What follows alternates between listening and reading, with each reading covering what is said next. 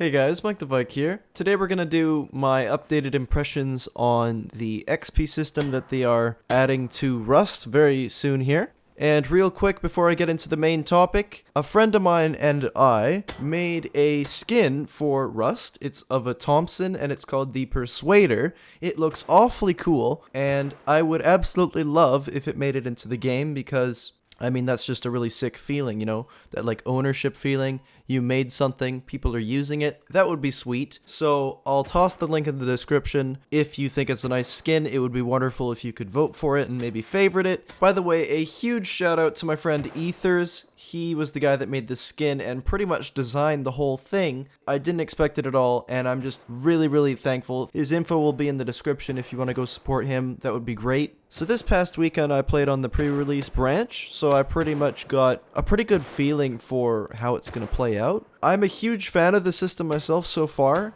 It takes out that randomness of finding blueprints and makes it a nice gradual experience. If any of you have played a game like Call of Duty or whatever, you might remember how addicting it was to want to level up to find the better guns or whatever. It's pretty much the same in this. And by that I mean it's awesome, you're kind of addicted. You have more incentive to go gather resources and basically more incentive to go do everything. Typically when I get on to start playing Rust, if I get on a little bit late, I'm pretty much done for and people are just going to end up making me stuff for me. And going out and randomly looking for blueprints is generally not a practical idea. But in this, you can go out and you can level up and grind for days, and you can earn the stuff yourself, which I would personally much rather do than have stuff handed to me. So I pretty much was immediately drawn to it. I love the feeling of looking forward to earning the semi-auto rifle or whatever it may be. My only gripe so far would be that a lot of the items just seem a little bit strangely balanced, and some of the weapons also, but hopefully they'll run through that eventually. Then again, it's just my opinion, but from what I played, it does seem a little bit strange. I am looking forward to hopefully an armor revamp, like just in general. In my opinion, when you upgrade from one armor to the other, the previous armor should be worse in every way than the one that you're upgrading to, otherwise it's not worth grinding for. There shouldn't be certain circumstances where it's worth using the other guy that you didn't grind 6 hours for or whatever. That just seems wrong, really. Just my opinion though.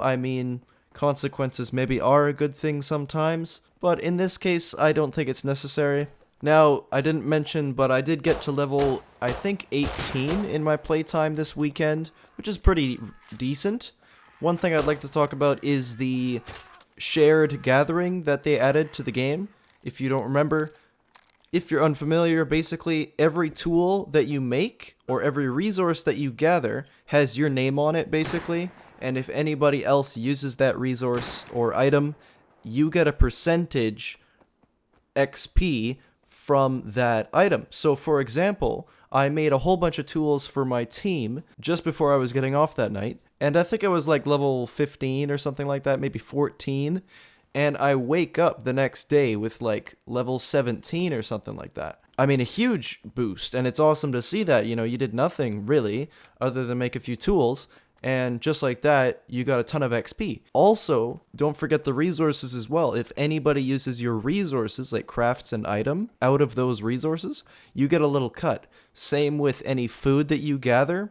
So pretty much, it supports teamwork is what it does. Instead of being solo, you just straight up get more experience by teaming up. Another thing which is sounding interesting is it looks like they might be incorporating some elements to make grouping up, on the contrary, a little bit more annoying. For example, the bigger your house is, the more it's going to cost. So the more linked foundations there are, straight up they're going to cost more. So a 1x1 would cost 50.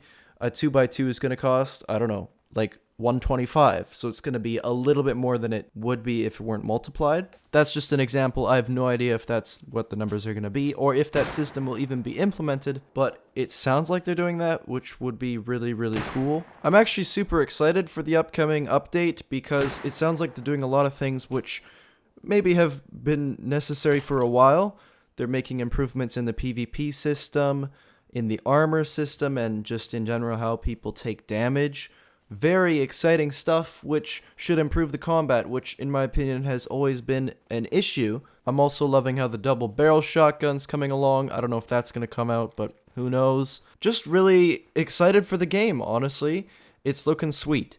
And I really am looking forward to the future of it. Hopefully they can keep this hype going, because I would assume or hope that this might bring some new players to the game, as I said before a while back. Another aspect to the XP system that might be interesting, I don't know if this will actually happen, but it could potentially result in less PvP, because let's say instead of just killing everybody you see, it might be worthwhile to like become friends with them and give them your tools so that you get a little cut.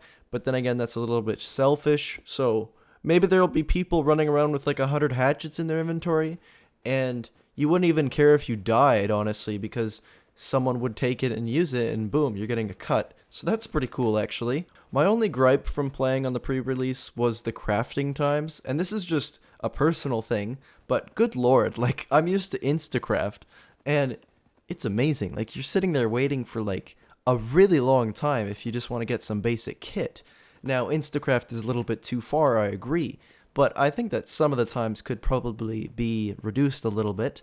I understand it's sort of supposed to be a balancing. It just doesn't seem right. You're sitting around doing absolutely nothing for like a half hour, let's say, if you're getting a whole team kitted.